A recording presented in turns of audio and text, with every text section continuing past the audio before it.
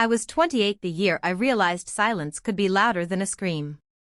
Seattle rain had a way of painting everything with a quiet sadness. The city had its own rhythm, wet concrete, the hush of wheels over puddles, and the way the clouds hung so low you felt like they were pressing on your chest. It was early October when he left. I remember that not because of the date, but because my favorite mug cracked that morning. The handle just snapped off in my hand. I stood there in the kitchen, holding the broken porcelain like a small, stunned animal. Funny, the things that stay with you. My name is Lynn Rivers. I live in Capitol Hill, on the third floor of a creaky old apartment building with blue window trim and a heater that moans like a ghost in winter. My landlord is 82, chain smokes Marlboros, and believes I'm too nice to live alone. That morning, as I stood barefoot on cold tile, staring at the broken handle in my palm, I knew he was wrong. I wasn't too nice. I was just quiet now. After Jackson, I had no energy left for loud. We'd been together for 3 years. He was a sound engineer, smart, charming when he wanted to be, and addicted to being right. You know the type. He could make you feel like you were the most beautiful woman in the room, right before tearing you apart with a single sentence. It didn't happen all at once. That's what people never understand about those kinds of relationships. It's not one big explosion, it's erosion. Tiny, daily chips. Until you're a smooth stone that doesn't even recognize its shape anymore. He didn't hit me. No one ever talks about the other ways someone can hurt you. The night he left, we didn't fight. We didn't scream or cry. We just sat in silence for 20 minutes after dinner, the TV playing some stupid documentary about penguins. Then he stood up, walked into the bedroom, packed 2 duffel bags, and said, "This isn't working, Lynn." I nodded. I know. That was it. He moved to Portland the next day. I haven't seen him since. The bar I work at is called Juniper and Third. It's more of a cafe-bar hybrid, tucked between a tattoo shop and a crystal store. We get a mix of college students, aging poets, and tourists who think they've found something authentic. I've worked there since I was 24. I make a mean courte-à-deux and know how to listen without interrupting, which, it turns out, is 80% of customer service. Tessa, my manager, is my age but seems older. She wears her hair in a tight bun and has 2 kids under 5, which she talks about like they're clients she respects but doesn't fully trust. I like her. "You look like you haven't slept," she said that week, wiping down the espresso machine. I haven't. I poured oat milk into a ceramic mug, tilted the pitcher, and tried to make a heart. It came out like a blob. Still thinking about him? No, I lied. I'm just figuring stuff out. She didn't press. That's why I liked her. That afternoon, during my break, I sat outside under the awning while it rained and sketched people as they passed. I always carried a small leather notebook with me. Drawing calmed me down. My therapist once said I had internalized chaos, whatever that meant, and that art helped me externalize it safely. Mostly, I just liked the way charcoal felt on paper. That's when I saw him for the first time. He walked by holding a worn canvas bag, headphones around his neck, and a blue denim jacket soaked at the shoulders.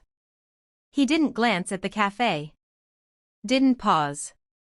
But I noticed the way he moved, shoulders slightly hunched, like the city was heavier on him than the rest of us. I drew him. Just a quick sketch, angular jaw, tired eyes, fingers twitching in his coat pocket. Something about him stuck with me, like the echo of a melody you almost remember. That night, I couldn't sleep. Again. I sat on the couch in my apartment, candles burning low, my cat Oliver curled on my chest. My phone buzzed. It was a message from my mom, "Call me tomorrow." Dad's asking about Thanksgiving. I didn't reply. My parents lived in Spokane. We hadn't been close since I moved out at 21. Mom always wanted me to be a dental hygienist. Art is fine as a hobby, Lynn, but it won't pay the rent. Dad just wanted quiet. The last time I visited, we spent an entire weekend talking about weather and soup recipes. I loved them. I just didn't like being around them. At 3:17 a.m., I finally gave in and did something stupid. I typed Jackson's name into Instagram. He had a new account. New haircut. Smiling in a photo with a red-haired girl in a bookstore. Caption, chasing quiet days. I wanted to throw my phone across the room. Instead, I muted him. I got up, opened my sketchpad, and began to draw. I drew the man from earlier. The stranger with the tired eyes.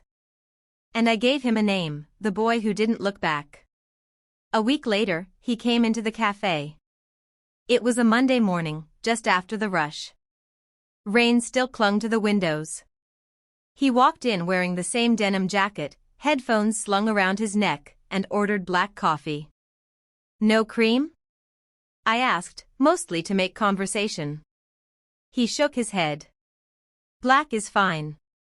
He stood near the counter, looking out the window like he wanted to be anywhere else. I recognized that look. You sketch? He asked suddenly. I blinked. What? He pointed to the edge of my sketchpad sticking out from under the register. You were drawing the other day. Outside. Yeah. I mean, sometimes. He didn't say anything more. Just took his coffee and left. I stood there for a long time after he left, wondering how he knew I had been sketching him. And why, even after such a brief conversation, my hands were shaking. His name, I found out 2 days later, was Eli.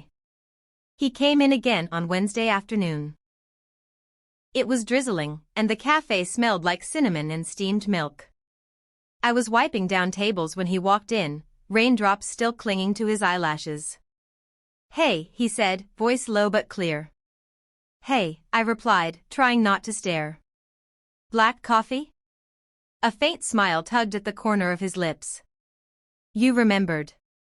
I remember things, I said quietly. He took his coffee and moved to the corner table by the window, the one everyone avoided because of the draft. I watched him for a minute. He didn't open a laptop. Didn't scroll his phone. Just sat there with the cup between his hands, staring out at the street like he was waiting for something to happen. Or maybe for something not to happen. When I brought out a new batch of pastries, he was still there. Still silent. I don't know what came over me, but I walked up to his table, wiped the edge with my rag, and said, You knew I was sketching you. He turned to look at me. His eyes were a strange shade of green, like moss after rain. You weren't exactly subtle. I didn't think you noticed. I did. Silence settled between us. Not awkward, just heavy, like a pause in music that makes you hold your breath. I'm Lynn, I said finally. He nodded once. Eli. After that, he started coming in every few days. Always around the same time, always alone. Sometimes he'd read a paperback with the cover folded back so tight I could never make out the title. Other times, he just stared outside.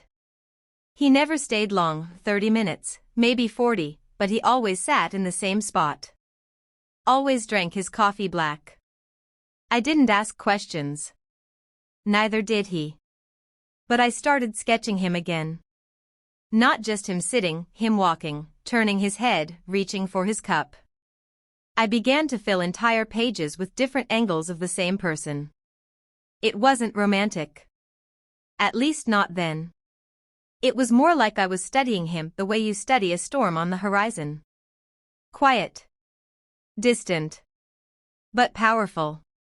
And then came the Thursday that changed everything. That day, the sky cracked open and poured. The kind of rain that made the city blur at the edges. My shift had ended early, and I was locking up the back when I saw him, Eli, standing under the awning near the alley. No umbrella. Just standing there, like the storm didn't know what to do with him. Rough day? I asked. He looked over, startled. Didn't expect to see you. I work here. I know. I just mean, it's late. I hesitated. You okay? He gave a breathy laugh, one that didn't quite reach his eyes. Yeah. I'm fine. Just didn't feel like going home. I didn't ask why. I knew better. Instead, I stood beside him and pulled my hoodie over my head. For a long moment, we just stood in silence, listening to the rain pound the street. Then he said, "Do you want to get a drink?" I turned to him. Now? He nodded.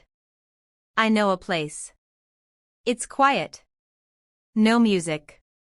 No TVs. I don't know what possessed me, but I said yes. The bar he took me to was called the Velvet Room, a small underground place near Pike Place Market. It had red velvet booths, warm lighting, and a smell of old wood and bourbon. There were only 4 other people inside. No one looked up when we walked in. We sat at the end of the bar. He ordered whiskey. I got a gin and tonic, though I barely touched it. We didn't talk much at first. Then he asked, "Why do you draw strangers?" I blinked. "What makes you think they're strangers?" He smirked. "You don't draw people, you know. There's a distance in your sketches. It's like you're trying to keep them at arm's length." I didn't answer. Mostly because he was right. He took a sip. "I used to take pictures. Street photography. Years ago." "Why'd you stop?" He hesitated. "Because I got too close." I didn't understand what he meant. Not then. We walked home under the rain. He lived 3 blocks from my place, same neighborhood. He didn't invite me up, and I didn't expect him to. But when we got to his building, he paused. "You always look like you're carrying something heavy," he said quietly. "So do you," I replied. He nodded, then said, "See you around, Lynn." I stood there after he disappeared inside. My hoodie soaked. My heart beating in a way I hadn't felt in months. Something had shifted. I wasn't sure what. But it scared me. We walked home under the rain. He lived 3 blocks from my place, same neighborhood. He didn't invite me up, and I didn't expect him to. But when we got to his building, he paused. "You always look like you're carrying something heavy," he said quietly. "So do you," I replied. He nodded, then said, "See you around, Lynn." I stood there after he disappeared inside. My hoodie soaked. My heart beating in a way I hadn't felt in months. Something had shifted. I wasn't sure what. But it scared me. The next week, he didn't come into the cafe. Not once. By Friday, I had convinced myself he was gone. Just another passing moment in a city full of unfinished stories. And then, on Saturday night, I got home and found something tucked under my door. A folded piece of sketch paper. My sketch paper. And on it, in charcoal, was a drawing. Of me. Sitting outside the cafe, sketchbook in hand, hair falling into my face. Underneath it, in neat writing, were 3 words. I see you. The week after Christmas felt like walking on ice you weren't sure would hold. We didn't talk about the kiss. We didn't need to. It was there in the way he handed me coffee with a half smile, in the way I leaned into him on cold walks home. There was no label, no declarations. Just this quiet thing blooming between us, careful and slow, like neither of us wanted to scare it away. And then New Year's Eve arrived. I wasn't planning to do anything. I hated crowds, hated the forced joy, the pressure to start over at midnight like some invisible clock erased everything behind it. But Eli called me that morning. "Come over," he said. "Just you. No parties. No resolutions." That night, we lit candles in his living room, played records on an old player he'd thrifted, and made pancakes at 11 p.m. because it felt rebellious. We sat on the floor, barefoot and full, as the countdown played softly from a neighbor's TV down the hall. 10. 9. 8. He looked at me, his eyes searching, like he was still deciding whether or not he deserved this moment. 3. 2. 1. He kissed me again. And this time, it felt like a beginning, but beginnings have shadows. The first crack came in the form of a voicemail. It was the second week of January. I was in Eli's apartment, curled under his blanket, waiting for the tea to boil. He'd gone out to grab something from the corner store. His phone buzzed once. Then again. Then again. It wasn't my business. But when the fourth call came in, all from the same contact, Alex's sister, I couldn't ignore the anxiety that twisted in my gut. Then the voicemail alert flashed. And a voice played. Shaky. Frustrated. Eli, you can't keep doing this. You said you were better. Mom's worried sick. I know you hate hospitals, but we need to talk. Please don't shut me out again. The tea screamed behind me. I turned off the stove. My hands were shaking. When he came back, smiling with 2 bags of chips and a soda, I couldn't look at him the same way. I didn't ask about it that night. Or the next. But I started watching more carefully. The way he sometimes stared too long at the same spot on the wall. The way his hands shook slightly when things got too quiet. The way he disappeared for hours without a word. I knew he had a past. We all did. But what kind of past made your sister beg you to go back to a hospital? One night, we were walking home and I asked, softly, do you talk to your family? He froze. In general? Your sister. She called a few times when you were out. His shoulders tightened. She overreacts. She sounded scared. He stopped walking. I don't want to talk about this, Lynn. I nodded, even though it hurt. Okay. But he didn't speak to me the rest of the way. When we got to my door, he kissed my cheek but didn't meet my eyes. That was the first night he didn't stay over. He started unraveling slowly. Little threads pulled loose with every unspoken truth. He became more distant. Quiet in a different way. Not peaceful, closed off. He'd show up at the cafe without warning, not say much, drink his coffee, and leave. Sometimes he'd come by late, crawl into bed, hold me like I was an anchor. Other nights, I wouldn't hear from him at all. One Friday, I came home to find Oliver meowing at the door. Eli was sitting on my couch in the dark. I let myself in, he said. Hope that's okay. My heart raced. How'd you get my key? You left it in my jacket last week. I wanted to be angry. But he looked lost. I had a bad day, he whispered. Didn't want to be alone. I walked over and sat next to him. Do you want to talk about it? He shook his head. Not yet. So we sat in silence. And I started to wonder what kind of storm was still living inside him. The breaking point came in late February. He disappeared for 4 days.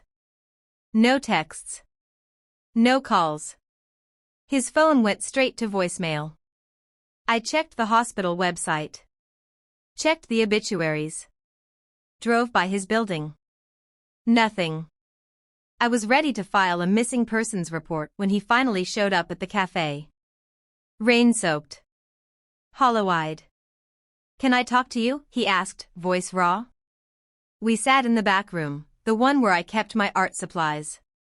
He looked at me, then away. I was in the hospital, he said quietly.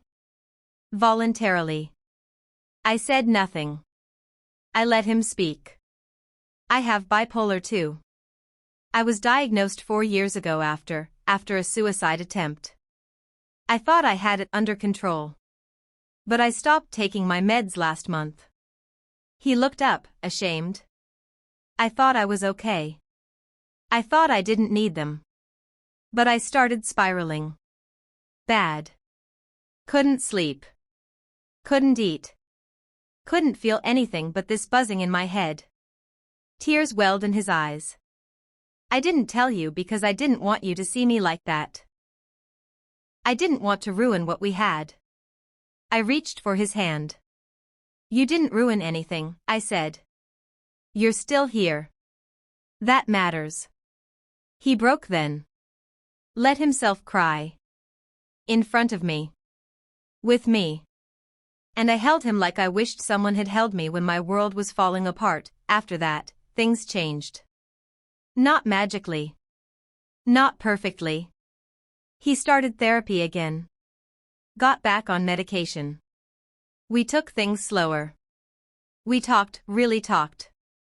About his childhood, his father's silence, the night he almost didn't wake up. About Jackson, my fears, how long it took me to trust someone again. We were two people trying. And that felt more real than any romance I'd ever read about.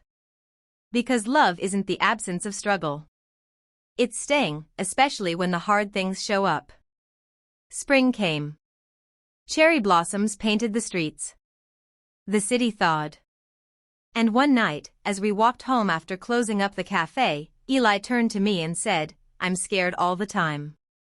I took his hand. Me too. He stopped. Pulled me close. But I want to do this. With you. However it looks. However long it takes. And then, for the first time, I believed him. Because we weren't healing each other. We were healing beside each other. And that made all the difference. April arrived in shades of gray and lilac. The city smelled like wet sidewalks and magnolia trees. It was the kind of month that didn't ask for attention, it just lingered gently, like a deep breath you didn't realize you'd been holding. Eli was still here. He still showed up.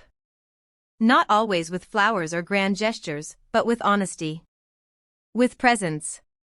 With slow mornings and long walks and messy conversations that didn't always end in neat answers. And I was starting to feel whole again, not because of him, but because with him, I had the space to be myself. The real self. Not the version I used to be for Jackson. Not the girl who flinched at silence or folded into small shapes to avoid conflict. The version of me that painted. That drew all night. That laughed at dumb jokes and didn't apologize for crying. That me was coming back. I started renting a small studio near the waterfront. Nothing fancy? Just a corner space in a shared building with paint-splattered floors and windows that faced the harbor. It smelled like turpentine and dust and hope. I spent hours there, sometimes forgetting to eat. And when I sketched, Eli often sat in the corner with headphones on, reading or just watching, never intruding. He understood the rhythm of my silence. One day, I turned to him and said, I want to do a show. He looked up. A gallery show? Yeah. I've been thinking about it. He smiled. You should. You think anyone would come? I'll bring 20 people myself. I laughed. You don't know 20 people. Fine, he said, smirking. Then I'll come 20 times. The more I created, the more I started drawing him. But not just Eli the way he looked, Eli the way he felt. The curve of a shoulder slumped in vulnerability. The softness behind his defenses. The fear in his eyes on days he didn't speak much.